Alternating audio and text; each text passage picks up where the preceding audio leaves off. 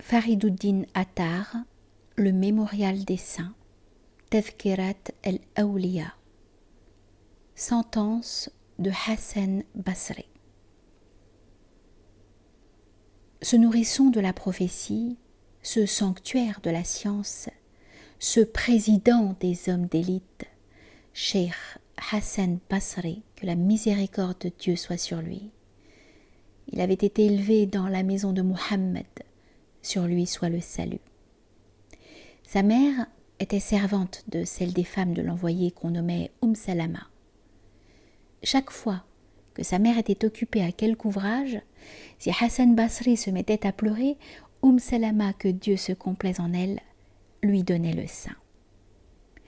Quelques gouttes de lait pénétraient dans son gosier, et les milliers de bénédictions que le Seigneur Très-Haut répandit plus tard sont dues à l'influence heureuse de ce lait béni.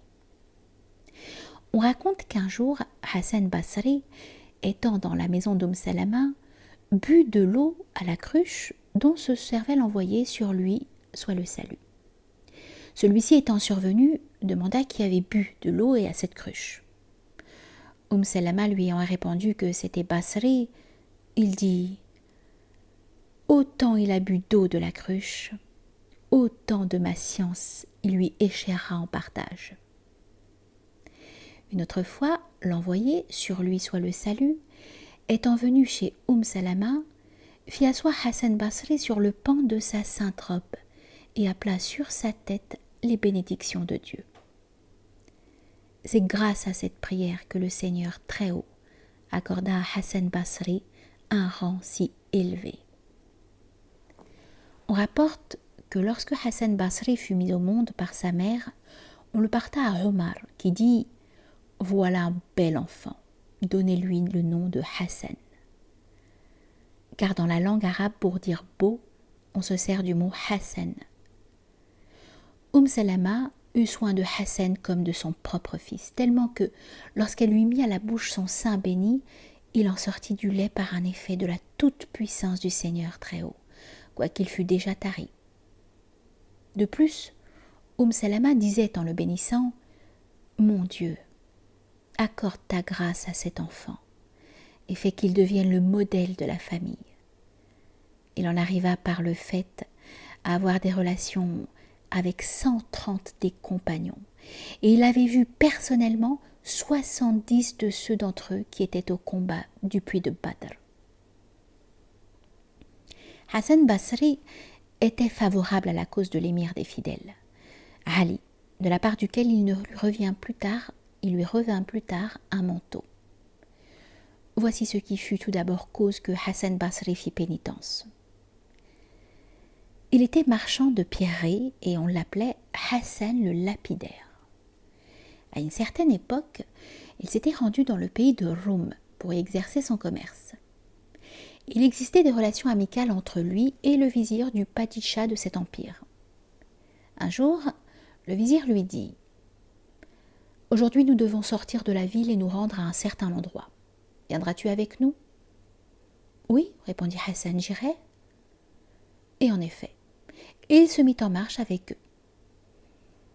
« Je vis dans une plaine, racontait-il, une vaste tente dont les cordes étaient de soie et les piquets d'or. Je vis aussi une nombreuse troupe de soldats, tous couverts de leur armure. Ils firent le tour de cette tente, échangèrent entre eux quelques paroles et se retirèrent. Ensuite s'avancèrent environ 400 mollahs et soufis qui firent le tour de la tente et se retirèrent après avoir aussi prononcé quelques paroles. À leur place, 4 à 500 vieillards vinrent faire le tour de la tente, prononcèrent quelques paroles et s'en retournèrent. Puis vinrent 4 à 500 belles jeunes filles, ayant chacune dans la main un plat rempli de toute espèce de choses précieuses, telles que or, argent, rubis, hyacinthe, perles, turquoises. Elles firent le tour de la tente et s'en allèrent.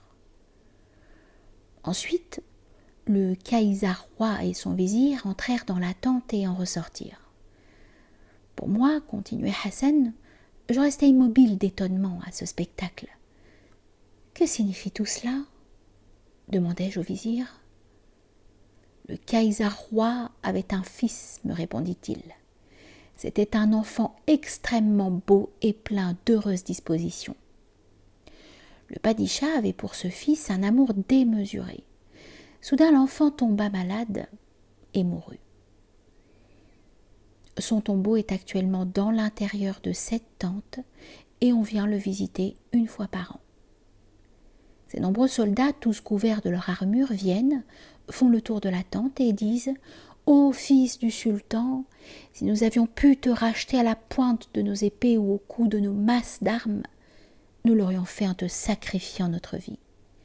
Mais tout cela est arrivé par le commandement du Seigneur Très-Haut, et il est impossible d'y rien changer. » Et après avoir ainsi parlé, ils s'en vont. Les mollahs et les soufis, venant à leur tour, disent « Ô fils du roi, si nous avions pu te racheter avec l'aide de la science ou de la parole, nous l'aurions fait par la puissance de la discussion. Mais les paroles et la science du monde entier ne pourront rien changer aux arrêts suprêmes du Seigneur Très-Haut. » Et ils s'en retournent. Puis viennent les vieillards qui s'écrient « S'il avait été possible de te racheter au prix des supplications et des gémissements, nous l'aurions fait. Mais notre intercession n'a servi à rien. » Et ils s'en vont eux aussi. Viennent alors les belles jeunes filles qui disent « Ô fils du sultan, si nous avions pu te racheter au prix de la beauté et des richesses, nous aurions sacrifié pour ta rançon nos personnes et tous ces trésors. Mais on détourne la marche du destin ni par l'argent, ni par la beauté. » Et elle se retire. Après elle, le padishah et le vizir entrent dans cette tente. Le padishah dit « Ô mon fils, j'ai fait tout ce que je pouvais faire. J'ai amené ici ces nombreux soldats, tous ces savants, ces soufis, ces vieillards, ces belles jeunes filles chargées de tant de trésors. Et cependant, je n'ai pu te racheter. Cela ne dépend pas de moi. La puissance suprême appartient à celui qu'aucune injure ne saurait atteindre et auprès duquel les forces du monde entier restent impuissantes. Que les miséricordes du Seigneur très élevées se multiplient sur toi jusqu'à l'année prochaine. » Ayant ainsi parlé, ils reprennent le chemin par lequel ils étaient venus. Cheikh Hassan Basri, ayant entendu ces paroles, se sentit touché au fond du cœur. Aussitôt, quittant le pays de Rome, il se rendit à Bassara, où il fit le serment de ne plus rire dans ce bas monde aussi longtemps qu'il ne saurait pas au juste à quel sort il était réservé. Dès lors, il accepta de bon cœur toute espèce d'épreuve et d'affliction. De plus, il s'adonna aux exercices de piété avec une telle ardeur que personne dans ce siècle n'avait pu supporter de semblables mortifications. Jusque-là que, pendant 70 ans, chaque fois qu'il avait rompu la pureté légale en satisfaisant aux besoins naturels, il ne manquait pas de se purifier de nouveau. Il se confina dans une telle solitude qu'il n'avait plus rien à attendre de toutes les créatures. C'est pour cela que le Seigneur Très-Haut lui accorda un degré si élevé qu'il serait impossible d'en donner une idée. Il devint considéré entre tous. Un jour, quelqu'un disait de lui « Ce Hassan est plus grand que nous tous. Il est plus considéré, il est meilleur. » Un personnage vénérable qui se trouvait là lui répondit « La considération dont jouit Hassan vient de ce que toutes les créatures demandent conseil à son savoir qui est profitable à tous, tandis que lui n'a besoin de qui que ce soit, si ce n'est du Seigneur Très-Haut. »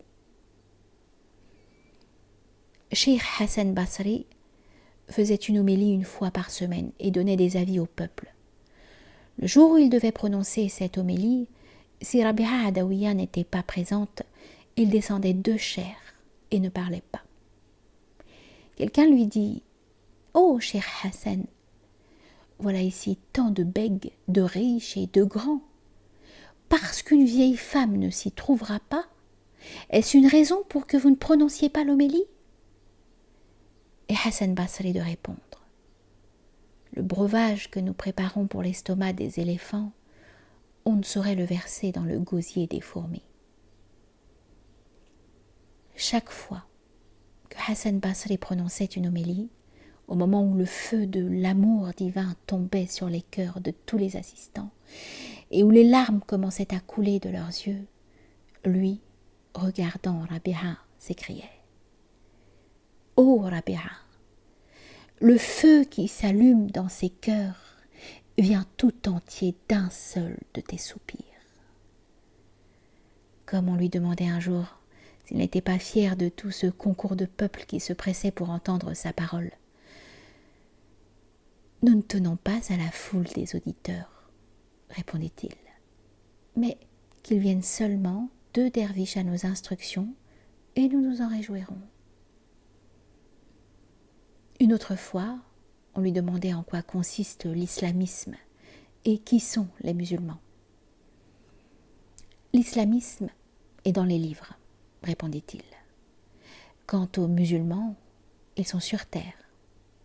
Mais, lui demandait-on encore, quelle est la racine de la religion ? L'abstention de toute mauvaise action et la crainte du Seigneur très haut. Et ces 2 conditions essentielles, qui les vicie ? Elles sont viciées par la convoitise. On le questionna aussi sur ce qu'on appelle les jardins de l'Éden. Les jardins de l'Éden, répondit-il, sont un seul et unique paradis d'or rouge, dont les seigneurs très hauts connaissent seuls les splendeurs. Dans ce paradis entreront les prophètes, les hommes droits, les martyrs, les sultans qui auront pratiqué la justice et tous ceux encore qui n'auront pas admis dans leur cœur l'amour de ce bas monde. Un jour, on lui demandait comment un médecin qui est malade lui-même pourrait remédier aux souffrances des autres. Car on dit « soigne-toi toi-même d'abord afin de pouvoir ensuite soigner les autres. » Ce que je sais, répondit-il, vous m'avez entendu vous l'exposer dans l'espoir que cela vous serait utile. Quant à mon ignorance de bien des choses, il ne vous en est revenu aucun préjudice. On lui disait, sous forme de reproche: « Oh, cher Hassan Basri, nos cœurs sont engourdis dans le sommeil et ils ne s'éveillent pas à ta parole. » « Ah, plût à Dieu qu'ils ne fussent qu'endormis, s'écria-t-il. Celui qui est endormi, on le secoue et il s'éveille. Vos cœurs à vous sont bien morts. Et voilà pourquoi on a beau les secouer, ils ne s'éveillent jamais. » « Mais, lui demandait-on, il y a des gens qui nous effraient tellement par leurs menaces que nos cœurs sont brisés. Est-ce permis cela ? Est-ce qu'il ne vaut pas mieux, leur fit-il observer, trembler aujourd'hui en entendant la parole de Dieu que de frémir demain au jour de la résurrection quand vous serez saisis par le châtiment suprême. » Alors on lui lançait cette objurgation. « Hassan, tant que tu ne t'es pas purifié toi-même, d'où vient que tu nous donnes des avis ?»« Ô homme, répondit-il, le désir de Shaitan est de susciter dans vos cœurs des objections comme celle-là, afin que, fermant la porte de la vertu, vous ouvriez celle du mal. » On lui demanda encore si les fidèles étaient sujets à l'envie, et il lui de répondre: « Sans doute vous avez oublié la conduite des frères aînés de Youssouf le prophète. Mais, à tout prendre, il eût été bien préférable qu'ils ne se manifestassent pas publiquement la plaie de l'envie cachée dans leur cœur. » Hassan Basri avait un disciple qui se jetait à terre en poussant des gémissements chaque fois qu'ils récitaient ensemble un verset du Coran. « Ces gémissements que tu pousses, lui dit Hassan Basri, si tu as la force de les retenir, sont comme un feu de perdition que tu souffles sur tes propres œuvres. Mais si tu les pousses malgré toi et sans pouvoir les retenir, moi qui suis Hassan Basri, je me déclare de 10 degrés en arrière de toi. Et il ajoutait, crier comme cela et pousser des gémissements n'est la plupart du temps que l'œuvre de Shaitan. On raconte qu'un jour Hassan Basri prononçait une homélie lorsque tout à coup Hajjaj ben Youssouf, accompagné d'un grand nombre de ses serviteurs, le sabre nu, pénétra dans la mosquée. Un grand personnage qui était assis là dit « Il nous faut observer aujourd'hui Hassan Basri pour voir s'il sera gêné par la présence de Hajjaj. » Lorsque celui-ci fut entré et prit place, Hassan Basri, sans faire la moindre attention à lui, allongea son discours, bien loin d'en rien retrancher. Une fois son homélie terminée, le grand personnage qui avait dit qu'il fallait l'observer s'écria « Bravo Hassan !» Lorsqu'il descendit de la chaire, Hajjaj avança et lui, prenant la main, dit en s'adressant au peuple « Si vous désirez voir celui de ses serviteurs que le Seigneur Très-Haut a distingué entre tous, venez et contemplez Hassan Basri. » Après la mort de Hajjaj, un personnage vénérable le vit en songe, gisant renversé au milieu des assises de la résurrection. « Ô Hajjaj, lui dit-il, que demandes-tu ? » Rien autre chose que ce que tant d'hommes respectables et ceux qui proclament l'unité de Dieu demandent eux-mêmes. Au moment de sa mort, Hajjaj avait dit « Ô mon Dieu, fais voir à ce malheureux au cœur serré ta générosité et ta miséricorde. Les voilà tous qui, d'un seul cœur et d'une même bouche, déclarent que le Seigneur Très-Haut condamne Hajjaj sans espoir de retour et ne lui pardonnera jamais. Eh bien, en dépit d'eux, par un effet de ta munificence, ne tiens pas compte de mes péchés et fais-moi miséricorde. » Lorsqu'on rapporta ces paroles à Hassan Basri, il dit « Hajjaj est capable de prendre l'autre monde par escamotage. » On raconte que l'émir des croyants, Ali, vint à Bassra et y demeura 3 jours, au bout desquels il se rendit à la réunion de Hassan Basri. « Oh Hassan, lui demanda-t-il, es-tu un savant ou un homme qui étudie ? » « Je ne suis ni l'un ni l'autre, » dit Hassan. « Les quelques paroles qui sont venues à moi de la part de l'envoyé sur lui, soit le salut, je les enseigne au peuple. » « Voilà un bon jeune homme, s'écria Ali. Il est vraiment digne d'enseigner la parole de Dieu. » Et sur le champ, il sortit de Bassra. Hassan Basri, ayant appris tardivement que le personnage auquel il avait eu affaire était Ali en personne, descendit aussitôt de la chaire. Il courut si vite sur la route qu'Ali avait suivi qu'il le rattrapa. « Oh, émir des fidèles, Ali, je t'en supplie, au nom de la divinité, enseigne-moi à faire la purification. » Il y a à Bassra un endroit qu'on appelle la porte du bassin. Hassan y apporta de l'eau et Ali lui enseigna à faire la purification, puis il s'éloigna. Une année, il eut à Bassra une sécheresse. Toute la population étant sortie en masse de la ville, faisait des prières pour obtenir de la pluie. On installa une chaire sur laquelle Hassan Basri monta et dit « Ô habitants, si vous voulez qu'il tombe de la pluie, chassez-moi de Bassra. » Hassan Basri avait dans le cœur une telle crainte du Seigneur Très-Haut que, semblable à un homme assis près du bourreau, il était sans cesse dans l'appréhension.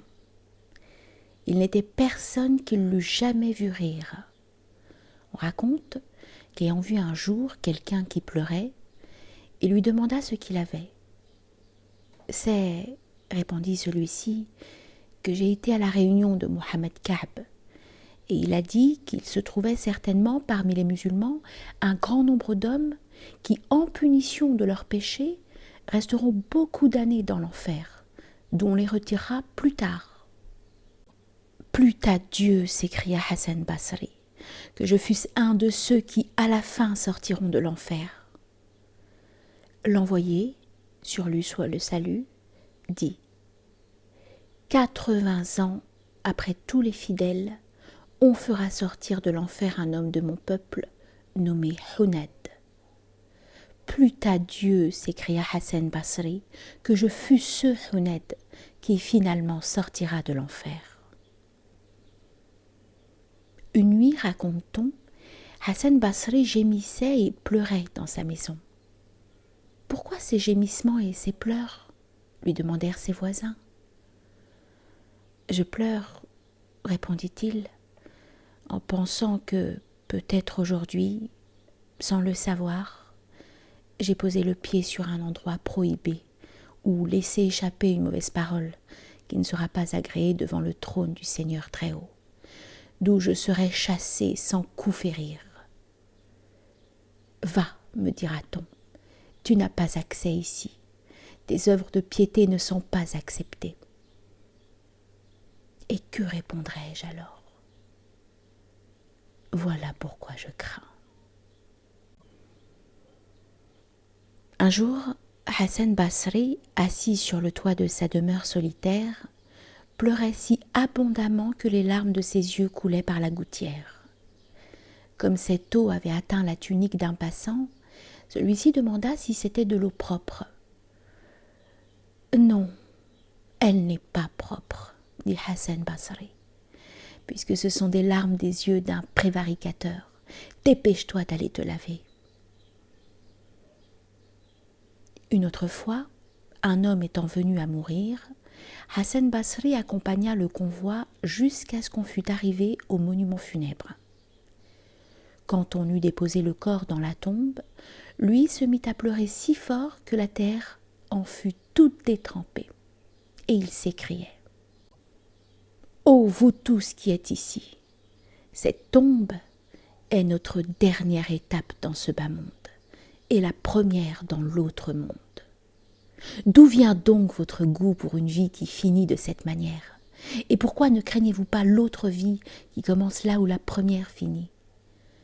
Ô gens de peu de prévoyance, puisque tel est le commencement de votre fin dernière, pourquoi témoignez-vous une telle incurie pour les intérêts de l'autre monde? »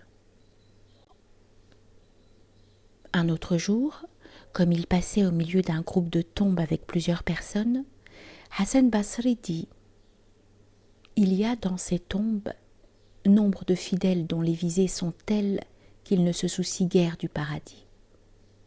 Mais ils ont au cœur un regret aussi grand que l'espace qui s'étend de la terre au firmament, lorsqu'ils se disent « Ah, plût au ciel que dans ce bas monde, nous eussions servi Dieu avec plus de zèle encore, parce que à la cour du Seigneur Très-Haut, nous aurions trouvé un rang bien plus élevé que le nôtre. » Dans son enfance, Hassan Basri avait commis une mauvaise action. Chaque fois qu'il mettait une nouvelle chemise, il inscrivait le nom de ce péché sur le collet et il pleurait à la vue de ce qu'il avait écrit. Un jour, le khalife Abdelaziz, que Dieu se complaise en lui, envoya à Hassan Basri une lettre dans laquelle il lui demandait de lui adresser un conseil. Hassan Basri lui répondit « Ô Abdelaziz, si le Seigneur Très-Haut est avec toi, que crains-tu? Et s'il n'est pas avec toi, en qui peux-tu mettre ton espoir ?» Thabit Ben-Ani, que la miséricorde de Dieu soit sur lui, envoya à Hassan Basri une lettre dans laquelle il lui disait « Vous vous rendez à la Kaaba? Si j'y allais avec vous ?» ?»« Laisse là ce propos, » répondit Hassan Basri, « afin que nous restions tous deux sous la protection du Seigneur Très-Haut. Si nous étions ensemble, il arriverait que, voyant réciproquement nos défauts, nous deviendrons ennemis. » Hassan Basri dit à Zahid Jabir « Il y a 3 choses que tu ne dois pas faire. Garde-toi bien d'entretenir des relations avec les rois, Ne tiens jamais compagnie seule à une femme seule. Ne tends pas ton oreille aux paroles des autres. Ne va pas recueillir des rapports de tous côtés. Malik Dinar demandait à Hassan Basri quelle est la fin la plus triste pour les savants. Le plus grand malheur pour un savant, répondit-il, est que son cœur vienne à mourir et reste dans les ténèbres. Et cela, reprit Malik Dinar, arrive aux savants par suite de leur amour exagéré pour le monde.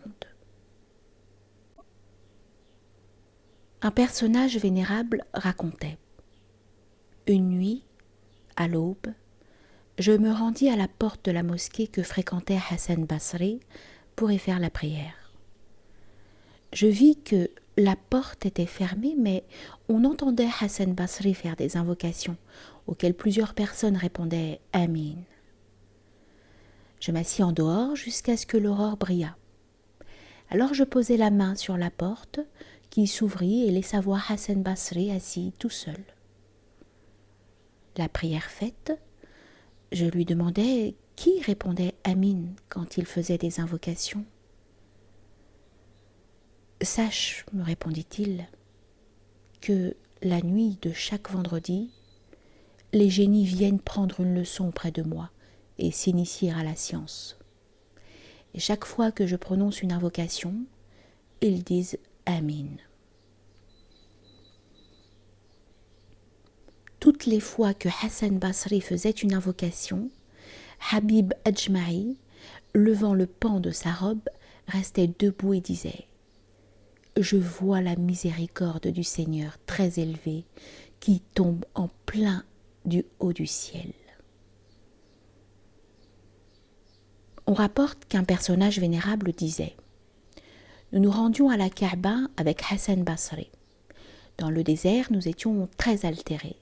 Lorsque nous arrivâmes auprès d'un puits où il n'y avait ni seau ni corde pour tirer de l'eau, Hassan Basri dit « Quand je me mettrai en position pour faire la prière, il vous sera possible de boire de l'eau de ce puits. » En effet, aussitôt qu'il se disposa à prier, l'eau, s'élevant du fond, vint jusqu'à l'orifice du puits, et tous se mirent à boire.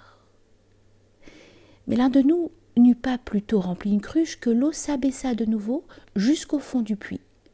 Et Hassan Basri de s'écrier « Ô gens de la caravane, parce que vous n'avez pas confessé hautement la toute-puissance du Seigneur Très-Haut, l'eau s'est retirée au fond du puits. »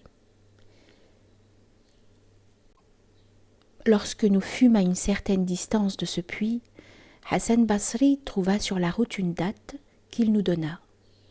Après l'avoir mangée, nous vîmes qu'elle avait un pépin d'or. Nous pourvûmes à nos dépenses à Médine avec la moitié de cet or et nous donnâmes l'autre moitié en aumône. On raconte qu'Abou Omar, imam de Karchi, ayant considéré d'un œil perfide la beauté d'un jeune garçon, oublia tout le Coran par un effet de la toute-puissance du Seigneur Très-Haut. Le cœur brûlé d'une flamme secrète, tout en larmes, il se rendit auprès de Hassan Basri, auquel il exposa son état.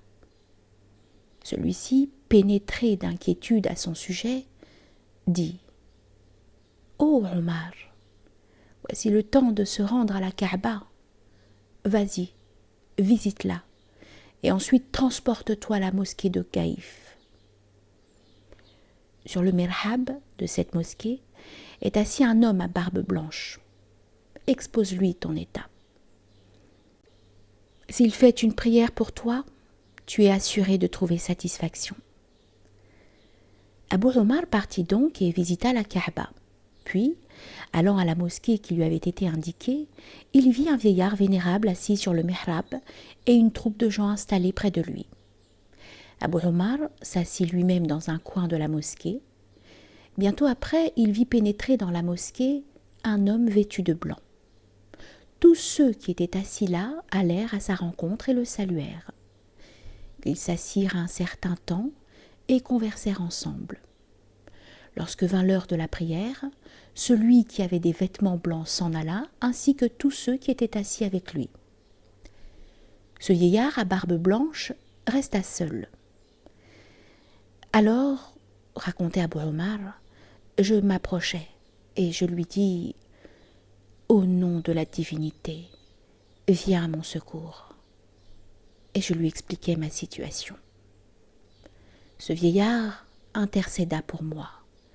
Regardant le ciel du coin de l'œil, après avoir invoqué Dieu, il n'avait pas encore baissé la tête vers la terre que, subitement, par un effet de la toute-puissance divine, je retrouvai dans ma mémoire le Coran tout entier. Dans ma joie, comme j'étais tombée aux pieds de ce vieillard en lui baisant les mains, il dit « Qui m'a désigné à toi ?»« Hassan Basri, répondis-je.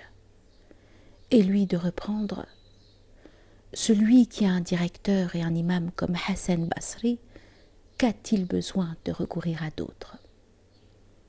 Et le vieillard ajouta « Puisque Hassan Basri m'a dévoilé, moi aussi je veux le dévoiler. Il a déchiré le rideau qui m'abritait. À mon tour, je vais déchirer le rideau qui le cache. » Ce personnage vêtu de blanc qui est venu tout à l'heure et est reparti, c'était Hassan Basri en personne. Chaque jour, il fait la prière de midi à Basra. Puis il vient ici, s'entretient avec nous et retourne ensuite à Basra pour y faire la prière de l'après-midi. Quiconque jouit de sa compagnie, qu'a-t-il à faire de nos prières? On raconte qu'un homme ayant égorgé son cheval resta tout soucieux de cette perte, car il était mourant. Hassan Basri, le voyant si chagriné, lui donna 400 pièces d'or pour prix de son cheval. La nuit venue, le propriétaire du cheval vit en songe sa monture qui paissait dans le paradis, au milieu d'une prairie, entourée de ses 400 poulains gris. « À qui donc est ce cheval ?» Mais, lui répondirent plusieurs voix, « Ce cheval était d'abord à toi. Actuellement, il appartient à Hassan Basri. » Et sur l'heure, il s'éveilla. « Oh, Hassan Basri, lui dit-il, je me repens du marché que j'ai fait. Ramène-moi mon cheval. »« Mais mon cher, reprit Hassan Basri, ce songe que tu as vu, je l'avais vu avant toi. » Et l'autre de s'en aller tout attristé. Or la nuit suivante, Hassan Basri vit dans l'intérieur du paradis de nombreux palais et de jardins riches en toutes sortes de produits. « À qui tous ces biens ?» demanda-t-il. « À celui-là, lui répondit-on, qui, ayant acheté un objet à quelqu'un, n'hésite pas à le rendre à son propriétaire lorsque celui-ci vient lui dire « Je ne veux plus te vendre cet objet.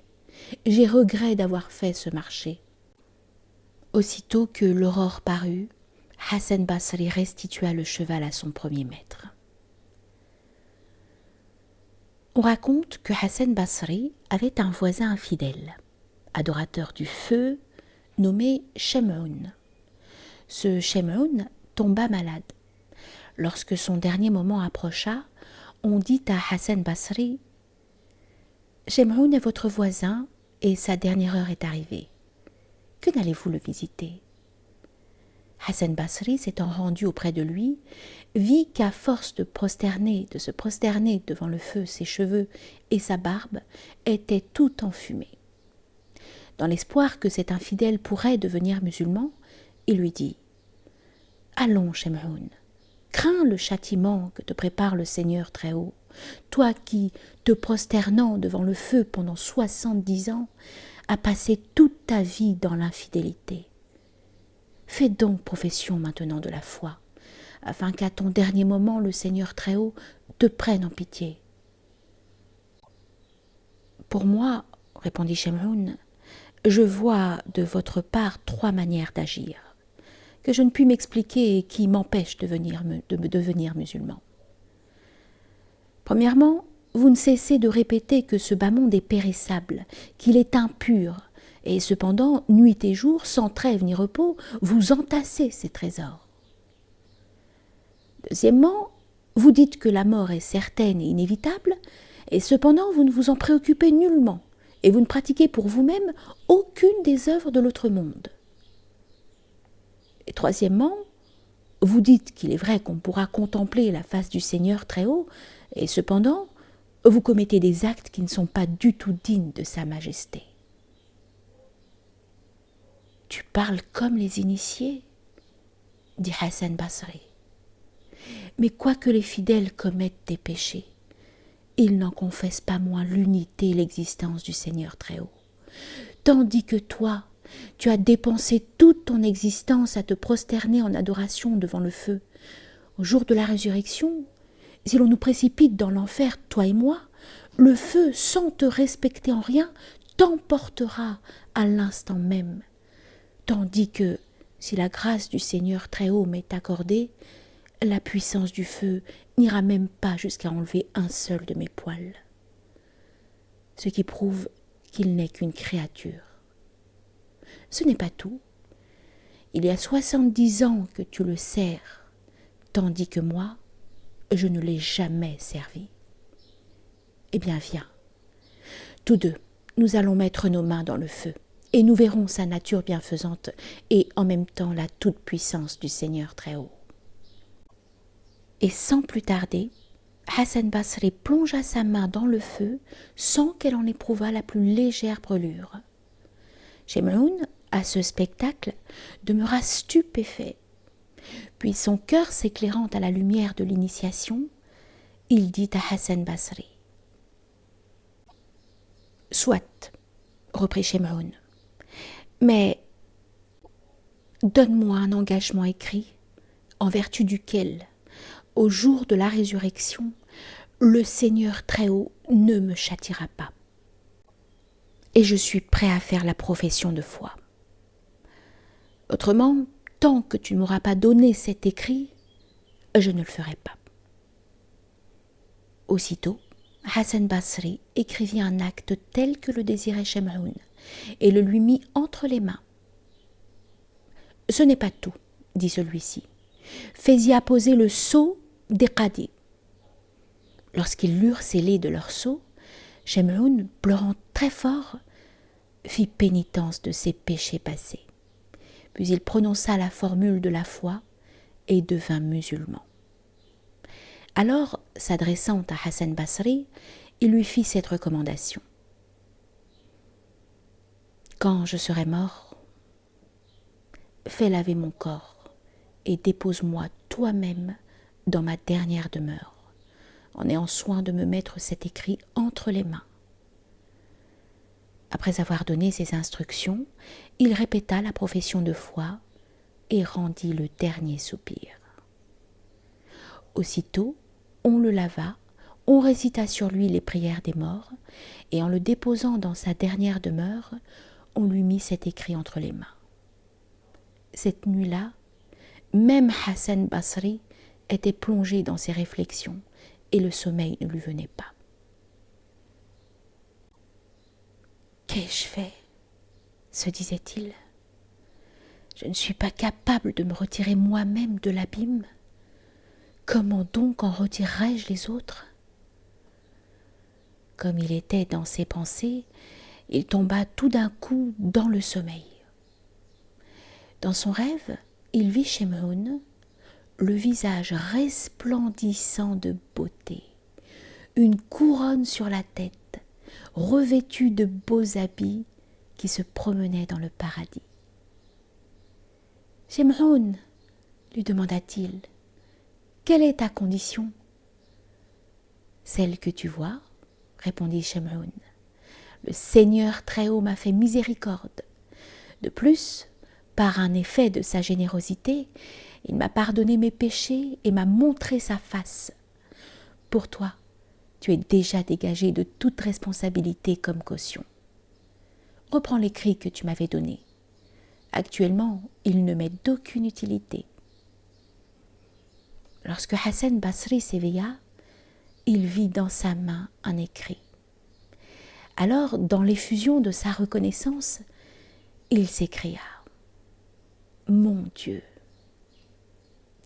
par un effet de ta miséricorde, tu as montré ta face à celui qui a vécu 70 ans dans l'infidélité. Faut-il s'étonner si tu fais miséricorde aux musulmans ?» On raconte que Hassan Basri considérait comme bien supérieur à lui quiconque il voyait. Un jour, comme il marchait sur le bord du fleuve, il vit un noir qui était assis tout près d'une femme. Devant lui étaient placées une cruche et une coupe. Chacun d'eux versait à son tour de la cruche dans la coupe et buvait. Hassan Basri se dit en voyant cet homme « En voilà encore un qui vaut mieux que moi ». Toutefois, il lui vint à l'esprit « Sous le rapport de l'observance légale, il est bien possible qu'il ne l'emporte pas sur moi, puisqu'il a auprès de lui une femme de mauvaise mœurs et qu'il est installé à boire du vin. » Au milieu de ces réflexions, vint apparaître sur le fleuve un bateau lourdement chargé et monté par 7 personnes. Comme il allait aborder, il sombra tout à coup. Le noir, se jetant à l'eau, en retirant successivement 6 personnes, puis allant à Hassan Basri, lui dit « Lève-toi, si tu es meilleur que moi, j'en ai sauvé 6 pour ma part, tu peux bien en sauver 1 pour la tienne. » Et il ajouta « Ô musulmans, dans cette cruche il y a de l'eau, et quant à cette femme, c'est ma mère. J'ai voulu éprouver Hassan. » Et s'adressant à Hassan, « Voilà, tu as vu avec l'œil du dehors, et tu n'as pas été capable de voir avec l'œil de l'intérieur. » À ces mots, Hassan Basri tomba aux pieds de cet homme noir, lui baisa la main et comprit que c'était un des serviteurs d'élite du Seigneur Très-Haut. « Ô vénérable, lui dit-il, de même que tu as retiré ces naufragés des eaux du fleuve, sauve-moi de l'abîme du culte de moi-même. » Et l'homme noir de lui répondre « Va, tu es sauvé. » Depuis lors, il ne considéra plus personne comme moindre que lui. Il estimait que tous lui étaient supérieurs. Un jour, voyant un chien, il dit « Mon Dieu, pardonne-moi en faveur de ce chien. Élève-moi aussi haut que lui. » « Quoi donc ?» lui demanda quelqu'un. « Oh Hassan, est-ce toi le meilleur ou le chien ?»« Si je suis à l'abri de la colère du Seigneur Très-Haut, répondit-il, c'est moi qui suis le meilleur, mais si je n'en suis pas délivré, ce chien vaut 100 fois mieux que moi. » On raconte que Hassan Basri disait « Je suis resté stupéfait devant les paroles de 4 personnes, d'un ivrogne, d'un mignon infâme, d'un enfant, d'une femme. »« Comment cela ?» lui demanda-t-on. « Un jour, répondit-il, comme je passais près d'un mignon, craignant que le pan de ma robe ne le touchât, je la serrai autour de moi. Lui de me dire « Oh Hassan, pourquoi ramasses-tu le pan de ta robe loin du contact de ma personne ? Nul autre que le Seigneur Très-Haut ne sait quelle sera la fin de chacun. » Une autre fois, je vis un homme ivre qui allait tombant et se relevant au milieu de la boue. Je lui dis « Tâche donc de poser mieux ton pied de manière à ne pas tomber. »« Oh Hassan, me répondit cet ivrogne, malgré toute la peine que tu te donnes, marches-tu, oui ou non, d'un pas bien assuré dans la voie de Dieu ? Si je suis renversé dans la boue, il n'y aura pas grand mal. J'en serai quitte pour me laver et me nettoyer. Mais toi, que tu tombes dans le puits du culte de ta personne, jamais tu n'en sortiras net, et ta situation en sera foncièrement ruinée. Ces paroles me firent mal au cœur. Une autre fois, un jeune enfant s'avançait, tenant un flambeau allumé. « D'où apportes-tu cette lumière ?» lui demandai-je.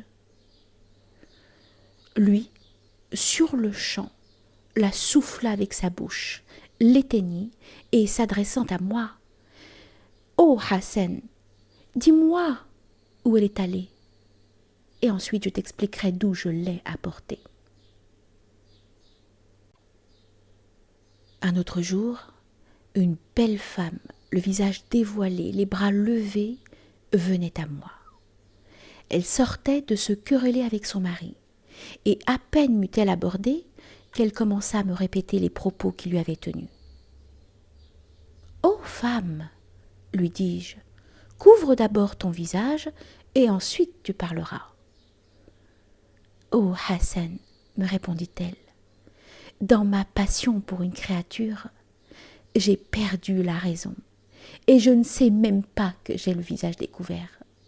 Si tu ne m'en avais pas fait apercevoir, je serais entrée ainsi sans voile dans le bazar. Mais toi, qui cultives avec un zèle si infatigable l'amitié du Seigneur Très-Haut, ne devais-tu pas tenir en bride ton œil pour ne pas voir que mon visage était découvert ?»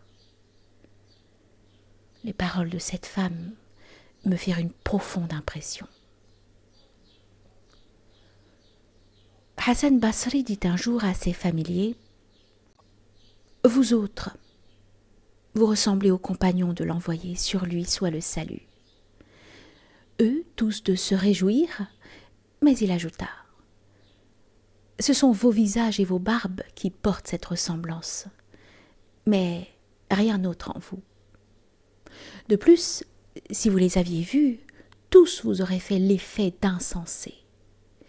Eux, de leur côté, s'ils vous avaient vus, n'auraient pas traité de vrais musulmans un seul d'entre vous.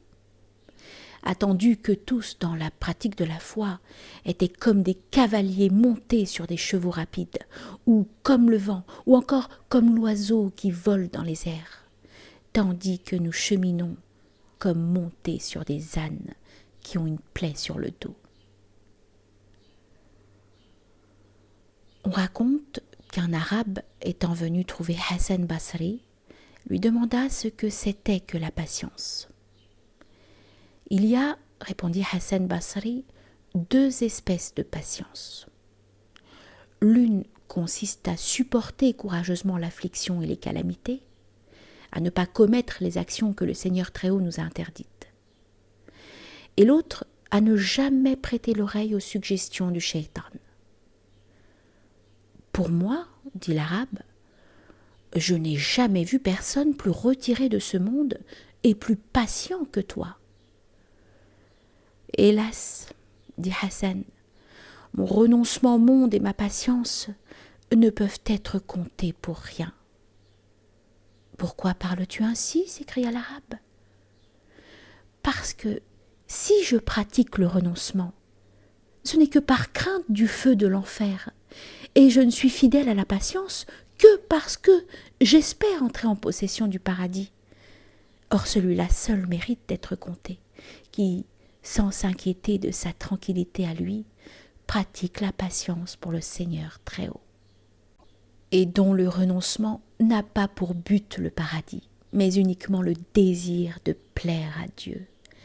Une telle manière d'agir est le signe manifeste de la sincérité du cœur. »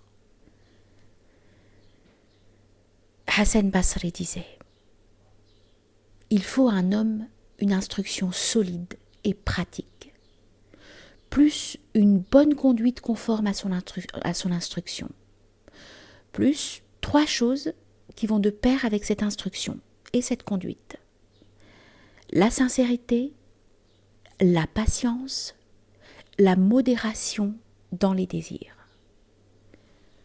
Celui chez lequel ces 3 conditions sont pleinement remplies ne restera jamais frustré dans ses espérances. Il aura sa part dans les miséricordes du Seigneur Très-Haut. » Il disait encore: « Les moutons sont plus attentifs que les hommes, car lorsque le pâtre les appelle, il cesse de paître, tandis que les hommes, quoiqu'ils aient entendu tant de fois les avertissements du Seigneur Très-Haut, ne se retiennent pas de faire le mal, lequel mal provient toujours des mauvaises compagnies.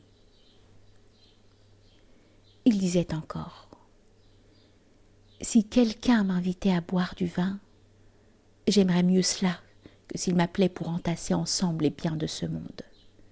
On ne gagne pas le paradis avec ces quelques œuvres que nous pratiquons, mais avec de bonnes et sincères résolutions. Lorsque les habitants du paradis regarderont en y faisant leur entrée, ils seront comme frappés d'une ivresse de 700 000 années, parce que le Seigneur Très-Haut se révélera à eux dans toute sa gloire. S'ils le contemplent face à face, ils perdront le sentiment de leur être en présence d'une majesté si imposante. À la vue de sa beauté, devant la multiplicité de ses attributs et son unité, ils s'abîmeront dans les profondeurs de l'amour et resteront comme enivrés. Il disait encore, « J'ai vu écrit dans le livre de Taurat, le Pentateuque, que celui qui pratique la modération dans les désirs n'a pas besoin des autres. Celui qui, se mettant à l'écart de tout le monde, choisit pour lui la retraite dans un coin, y trouvera le salut. S'il met sous ses pieds la concupiscence, il deviendra libre. S'il n'éprouve pas le sentiment de l'envie, il parviendra au rang des hommes généreux. S'il persévère dans ses voies, il obtiendra la félicité dans les deux mondes. » Il disait encore, « Les degrés de la crainte sont au nombre de 3. Le premier consiste à dire toujours la vérité. Le deuxième, à garder sa personne de toutes les œuvres que n'aime pas le Seigneur Très-Haut. Le troisième, à se conduire de manière à voir ses actes agréés de lui. » Et il ajoutait, « Un mithqal, environ 6 grammes et demi, de crainte vaut mieux que 1000 mithqal de jeûne et de prière. La plus excellente de toutes les œuvres, c'est la pratique de la crainte et la méditation sur ses propres actes.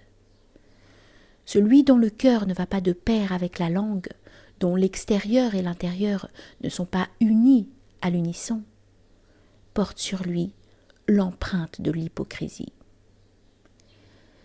Le vrai fidèle est celui qui s'applique constamment à ne pas tomber dans l'hypocrisie, qui ne fait rien de ce qu'il ne doit pas faire, qui ne prononce jamais une parole qu'il ne doit pas dire. » Il disait, « Il y a 3 espèces de gens dont on peut mal parler en leur absence sans que ce soit de la médisance. Les prévaricateurs, ceux qui ne distinguent pas l'illicite du licite et qui marchent au gré de leurs désirs déréglés, les oppresseurs. Lorsqu'on a eu le malheur de médire de quelqu'un, il faut en demander souvent pardon à Dieu. Bien à plaindre, disait-il, celui des fils d'Adam qui met sa complaisance dans ce bas monde, où l'on doit rendre compte de l'usage des choses légitimes et où il y a un châtiment pour les choses défendues. Chaque fois que mourra un des fils d'Adam, il partira avec 3 regrets.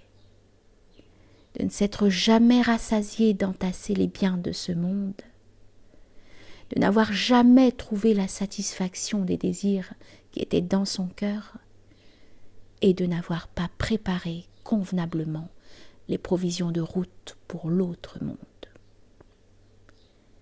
Quelqu'un lui dit, « Un tel va rendre l'âme. » Et Hassan Basri de s'écrier, « Mais voilà 70 ans qu'il rendait l'âme. Aujourd'hui, il va être délivré de cette peine. » Il disait encore, « C'est un homme avisé, celui qui prend soin de ses intérêts dans l'autre vie, sans se donner de soucis pour que sa prospérité temporelle ne soit pas endommagée. » Quiconque connaît le Seigneur très haut voit son amour pour lui s'accroître de jour en jour.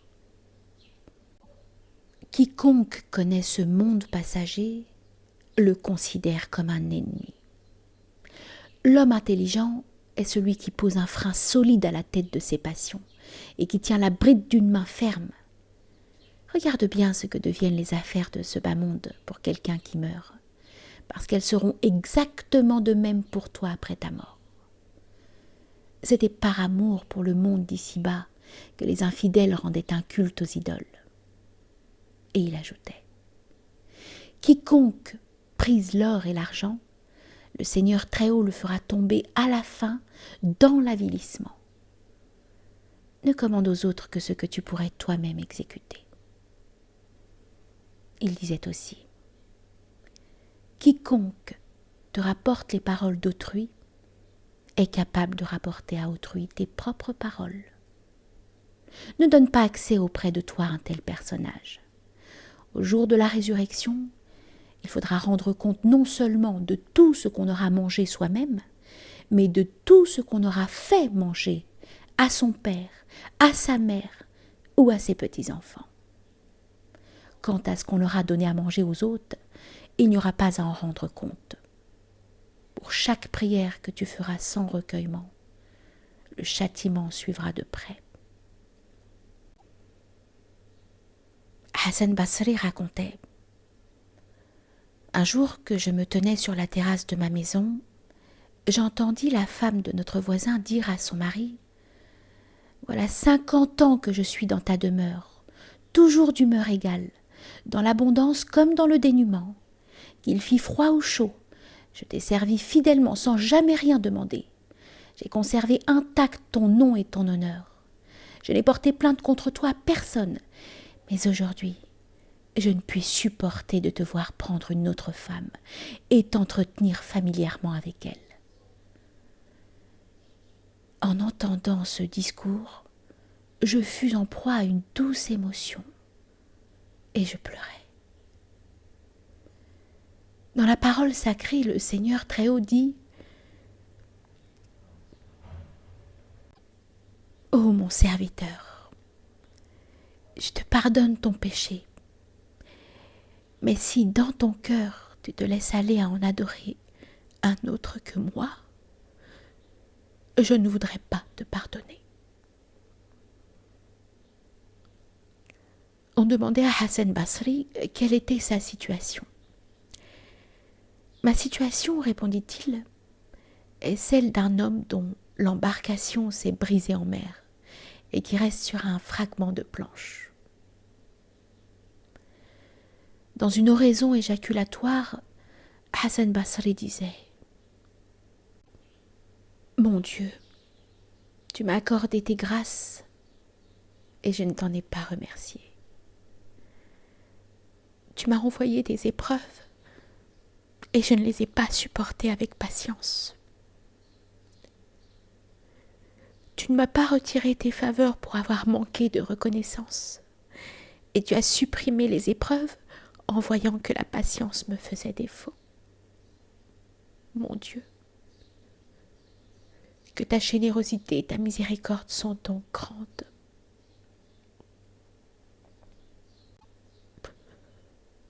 Hassan Basri ne riait jamais. Au moment de rendre l'âme, il sourit une fois et s'écria : quel péché! Quel péché! Et il expira. Quelqu'un le vit en songe et lui demanda : ô Hassan Basri, toi qui ne souriais jamais, pourquoi donc, en rendant l'âme, disais-tu, le sourire aux lèvres ? Quel est ce péché ? Quel est ce péché ? Et Hassan de répondre : comme je rendais l'âme, un bruit de voix se fit entendre, et l'on disait : ô Azraïl, tiens bien son âme, elle a encore un péché. Et moi, dans ma joie, je disais : quel péché ? La nuit même où mourut Hassan Basri, un personnage vénérable vit en songe qu'on avait ouvert les portes du ciel et qu'on criait « Hassan Basri vient d'arriver chez le Seigneur très haut, qui est satisfait de lui. »